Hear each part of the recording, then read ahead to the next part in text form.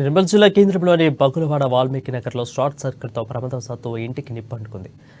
మంటలను గమనించిన స్థానికులు మంటలను ఆర్పివేశారు. ఈ ప్రమాదంలో ఇంటిలో నిత్యావసర సరుకులతో పాటు పలు సామాగ్రి దగ్ధమైంది. ఈ ప్రమాదంలో సుమారు ₹1,50,000 ఆస్తి నష్టం సంభవించిందని కుటుంబ సభ్యులు ఆవేదన వ్యక్తం చేశారు.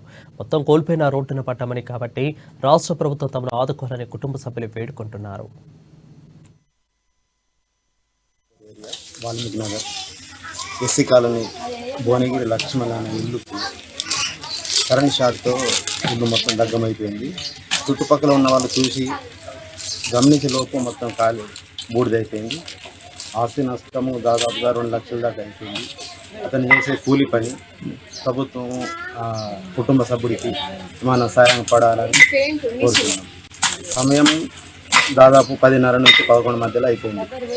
Area Valmiki Nagar SC colony Bhuvanagiri Lakshmana అనే ఇల్లుకు కరెంట్ షాక్తో ఇల్లు మొత్తం దగ్గమైపోయింది. చుట్టుపక్కల ఉన్న వాళ్ళు చూసి గమనించే లోపు మొత్తం ఖాళీ బూడిదైపోయింది. ఆస్తి నష్టము దాదాపుగా 2 లక్షల దాకా అయిపోయింది. అతను చేసే కూలి పని ప్రభుత్వం కుటుంబ సభ్యుడికి మన సాయం పడాలని కోరుతున్నాం. సమయం దాదాపు 10:30 నుంచి 11